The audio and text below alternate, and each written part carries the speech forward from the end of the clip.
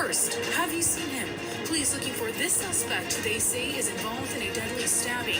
More on his whereabouts tonight.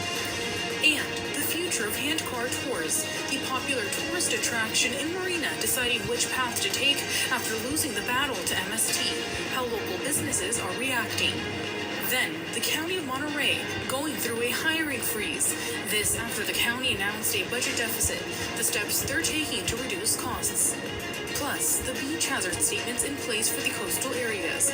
Our chief meteorologist, Nancy Anka, tells us what you can expect if you're heading to the beach, as well as why your morning temperatures may look cooler on the coast.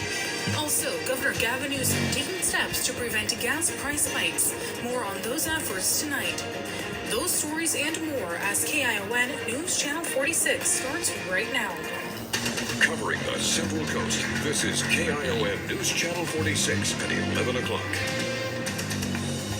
Good evening and thank you for being here for KION News at 11. Tonight, a suspect from a deadly car crash that took place late last year in Capitola pled no contest in court for vehicular manslaughter without negligence, according to court documents.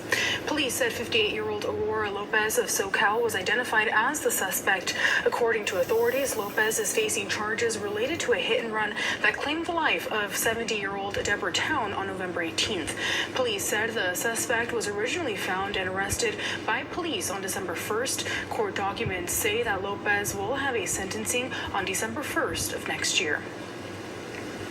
In Salinas, police say they're looking for a man who they say is the suspect in a deadly stabbing. He's identified as 43-year-old Rafael Jimenez.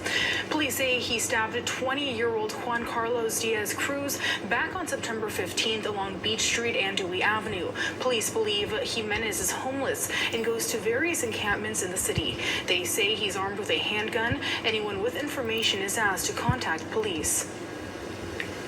In Santa Cruz County, the CHP confirms one person is dead after a crash near Watsonville last night.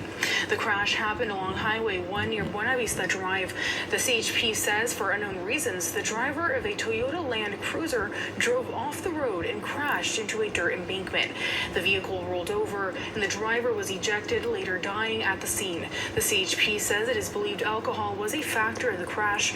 The victim has only been described as a 44-year-old man from Aptos. New tonight, Doña Esther's restaurant in San Juan Bautista is set to close at the end of the month. An employee there confirming the news to KION today, also saying the restaurant's last day is on October 31st. A manager at the restaurant says the closure is due to business being too slow in recent years. 26 people are currently employed at the restaurant.